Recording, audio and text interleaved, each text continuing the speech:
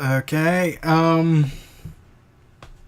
SmackDown's the final pay-per-view of the split branded pay-per-views is almost over, which means I can start making these videos after SmackDown from now on. We're in the Fastlane, everybody, on the road to WrestleMania, and they clearly don't care. Like Elimination Chamber, they don't care. So clearly Fastlane is not going to be any different. And I'm not even going to say the quality of the matches. The talent is there. The creative team is not. So, Becky Lynch and Naomi versus Natalya and Carmella. No storyline there. That was just thrown in at the last second. So, moving on from that. We got Shinsuke Nakamura versus Rusev with Aiden English. I was wondering, why isn't Shinsuke Nakamura on the show? And then they had to rush up a storyline, and a pretty bad one, because, once again, they written in a way that Rusev is the face. But because he's foreign, therefore he's the devil or the Antichrist of wrestling, unlike, the people that treat Reigns like he's the Antichrist. But moving on. Apparently Rusev wishes to defend his, quote, Aiden, after Shinsuke Nakamura apparently damaged his vocal cords. So wait, Rusev is not fighting for himself or fighting for arrogance. He's fighting for the pride of Aiden English and defending his honor? Could you run by me again why I should hate Rusev? Please tell me. I really want to know why I should hate Rusev, because what I'm getting is more like I should like Rusev. Everything about him is liking Rusev. Come on, just make Rusev Day face. Everyone wants to cheer for him. Everyone wants to see him. Make him a face. But no, they can't do that. That's asking too much. Because foreigners are evil, the devil is the Antichrist, and man was created in some bullshit image, I think, of discriminatory policies in Vince's world. I'm just guessing here. Oh, and by the way, I've heard Del Rio might be coming back since Vince wants him back, despite the fact that they have a Latino star that could do better than him. His name is Andres Cianalmes, that guy that just recently came off of a 5-star classic with Johnny Wrestling Gargano. Yeah, that apparently did not mean a thing to Vince, even if Dave Meltzer and everyone else praised it, so fuck us, right? But that's beside the point. I don't want to talk about Del Rio, especially since I have to talk about his tumultuous 2017 with Paige and whatnot. I don't want to get into that. I just thought I should bring that up, but I don't really want to get into it. So now we get Charlotte Flair versus Ruby Riott. This is the actual part of the show that actually had storylines going on, though really they're not really storylines to me.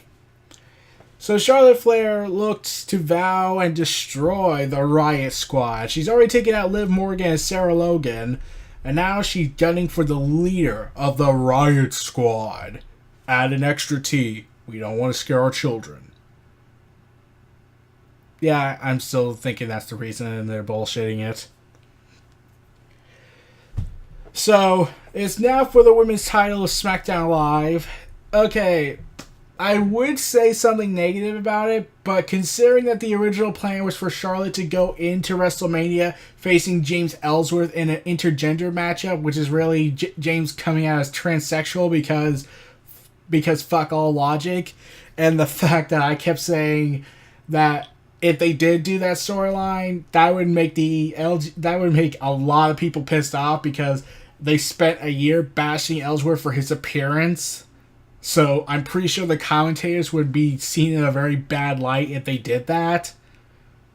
So, yeah, I'm getting the feeling that's not the best idea, and thank God he quit. I seriously hope he quit. I think that's the reason why he left. That is, I firmly believe, whether he says otherwise, I am firmly on the belief that that's why he left. If I hear that James Ellsworth was supposed to be transsexualized in Vince's world after the year of bashing his appearance because he looked different, that's going to paint everybody in a negative light.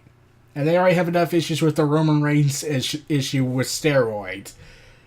I might talk about that. I might not. I don't know. Once more proof is made clear, but we so far haven't gotten anything. So Charlotte is now going to most likely retain and probably fight Asuka. Apparently the plans are now changing and might go to Asuka versus Alexa Bliss, though they still haven't made the announcement yet, so anything is possible. So I don't see Ruby Riott winning the match, even though she is talented enough and should earn a title run, but given that SmackDown Live in recent weeks, it's been pretty bad. Now let's get to the storyline where it actually did matter. The Usos versus the New Day. This happened primarily because Chad Gable and Shelton Benjamin were pissed off and lost to the New Day, and now they're going to fight the Usos again. And then the Usos brought up the most interesting point. They have only been on kickoff matches at WrestleMania. They've never been on the main card.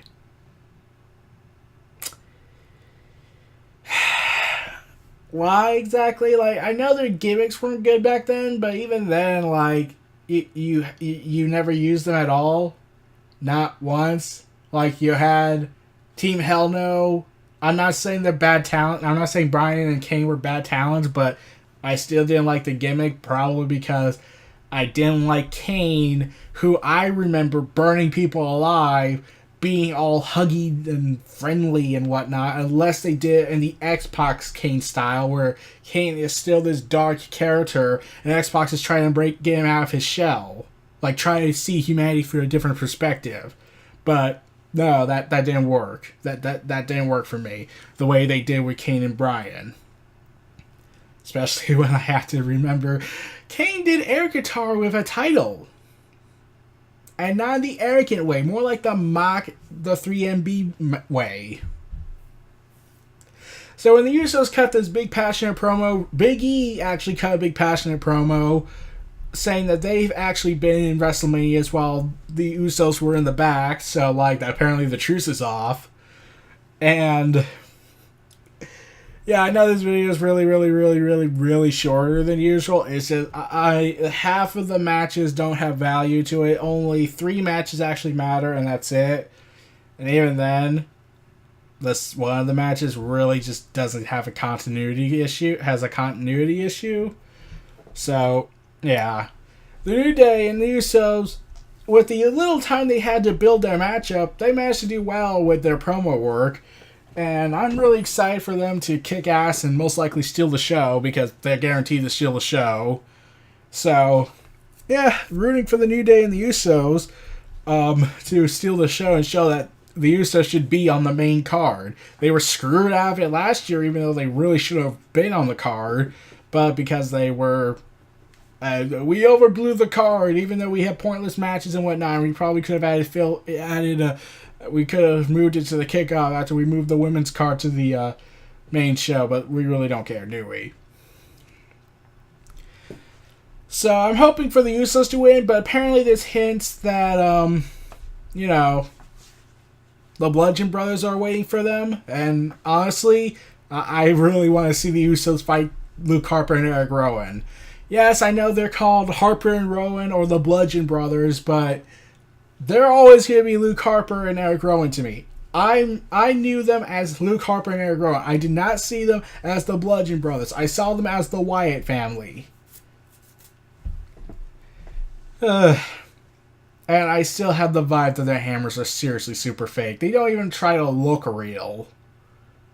This would work in the 80s, but I know they weren't real hammers, but could you at least try to make it not look like it's a cartoony prop? But yeah, no matter who wins, they have to most likely fight the Bludgeon Brothers, Luke Harper and Eric Rowan, at WrestleMania. I can't wait for that match. I seriously hope that's the best match of the night. And I hope Harper and Rowan win the titles. They really freaking earned it.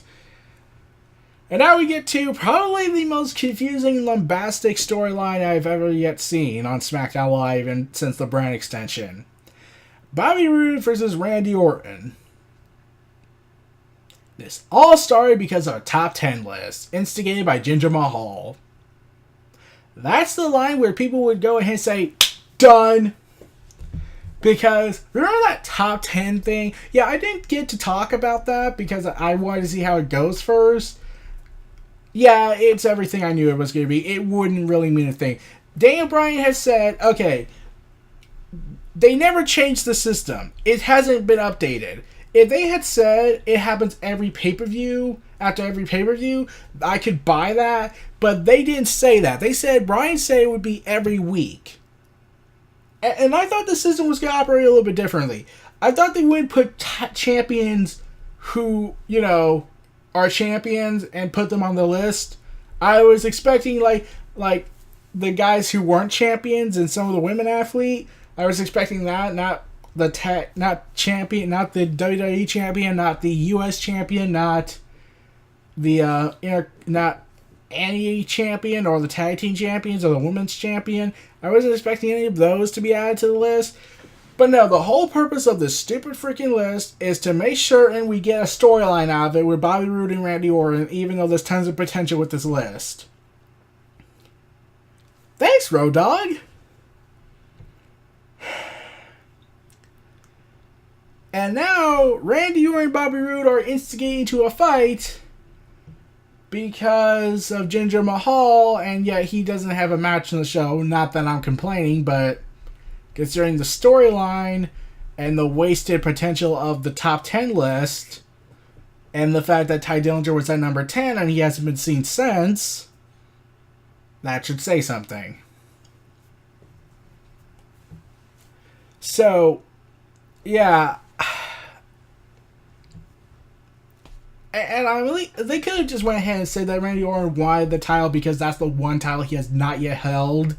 That would have been the best storyline they could have done. No, we gotta ignore that. We gotta put that on the side. That's a side story to it. That's not an added layer we can put to it. You see, that would make sense and give way to continuity and character development. And actually make motivations matter other than stupid top 10 lists. They're not doing that, aren't they? No, they're not. They're just lazy. And here's the problem with Bobby Roode's style. It doesn't work in short matches. I've watched a lot of his matches in NXT. I haven't watched TNA in so long that I've kind of forgotten his style back in TNA. But his style seems to more like he needs like over 20 minutes to make a match really work. If he's only given, at best 6 minutes, he's not really going to churn out a masterpiece, or at least an above-average match. He needs to be given a longer match. That's his style. His style is more of the old-school style, but they don't want to give him that amount of time. It's like they don't want him to succeed. And yeah, I get it. He's nearing his 40s, and the fact that sometimes they kept calling him kid or boy, and I was like, he's 40. You didn't give that kind of amount of disrespect to Styles, and he's almost as old.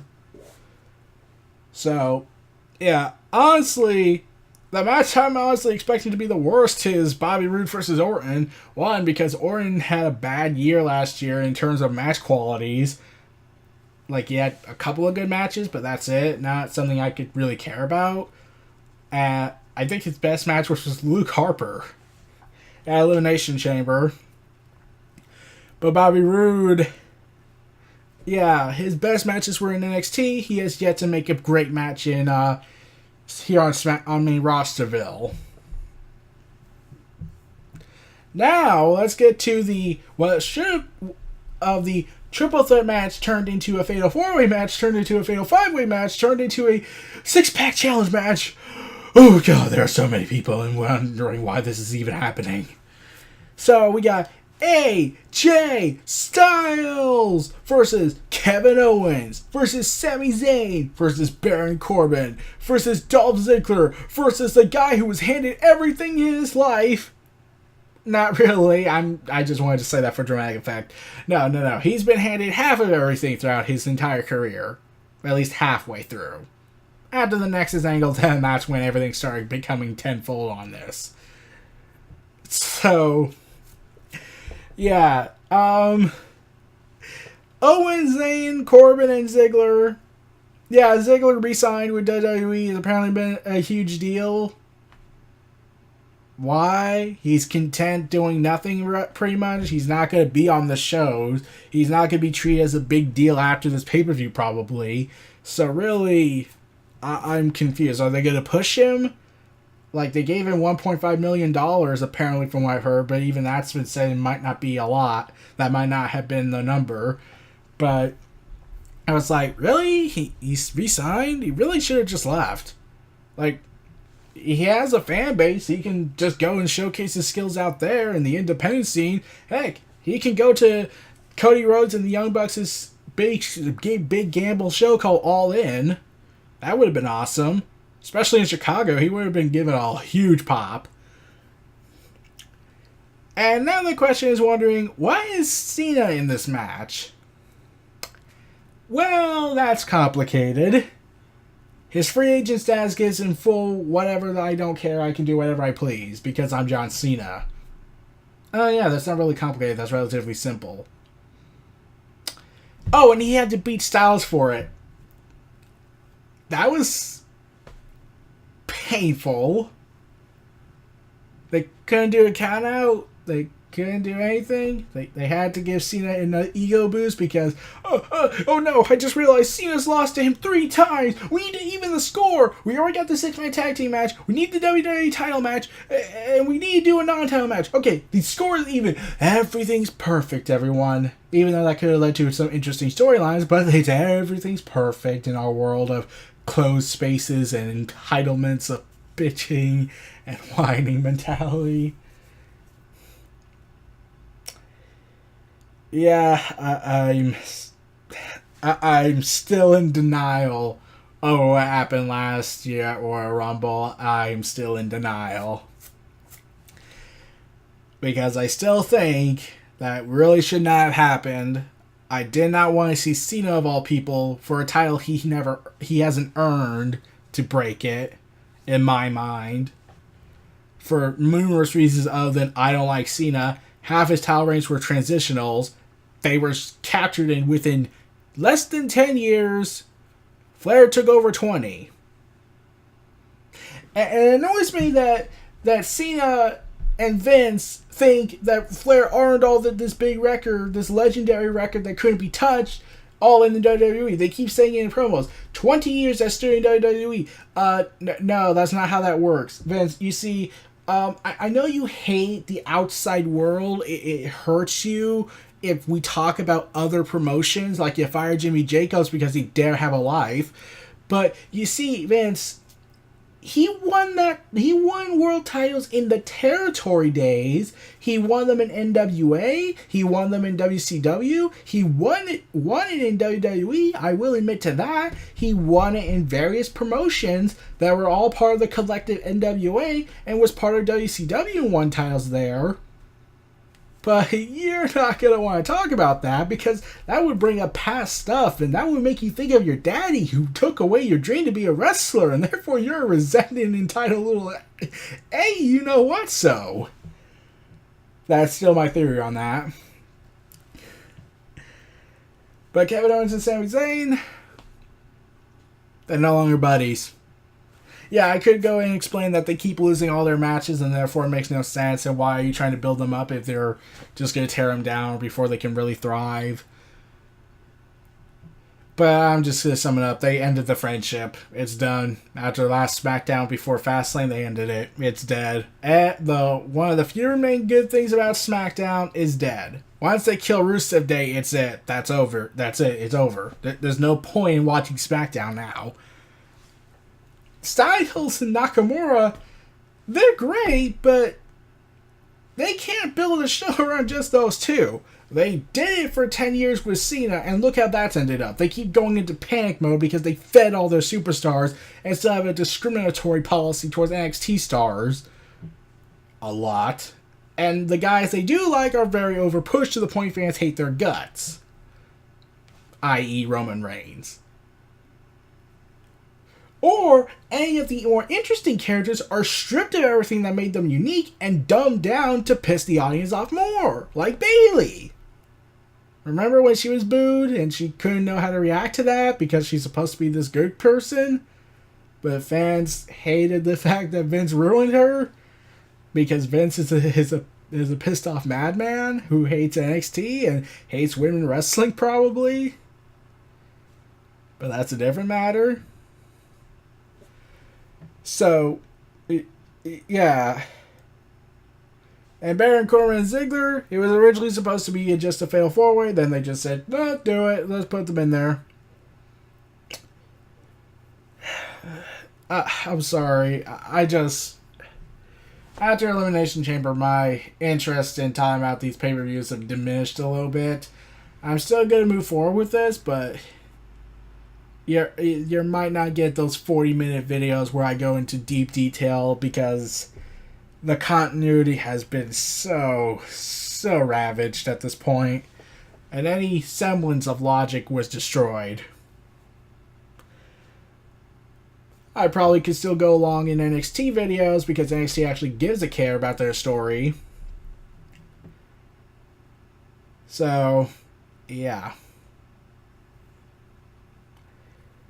So, I don't know what's going to happen at Fastlane. Oh, who am I kidding? I know what's going to happen. The Usos and New Day are going to steal the show. Rusev's going to get cheered.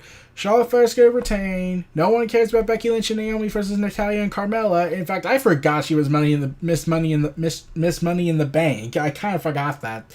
I was like, oh yeah, that's right. She hasn't cashed in yet. I'm pretty sure she's waiting for WrestleMania.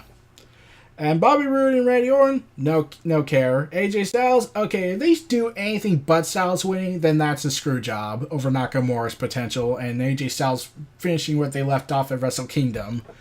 By the way, I'm planning to talk about that match later down the road after I get to watching it. So yeah, those were my thoughts on WWE 2018's Fastlane build-up, aka SmackDown Live's multi-man pay-per-view. History repeats itself regarding Fastlane. Last year, Raw had their worst pay-per-view with Fastlane when they got every booking thing wrong. And now SmackDown might have the same problem. Okay, so that's my thoughts on SmackDown Live WWE Fastlane 2018 build-up. This was Neo Reality Entertainment. Feel free to like, comment, subscribe, and donate. Stay tuned for more. And don't be surprised if the video talking about the event might actually be shorter.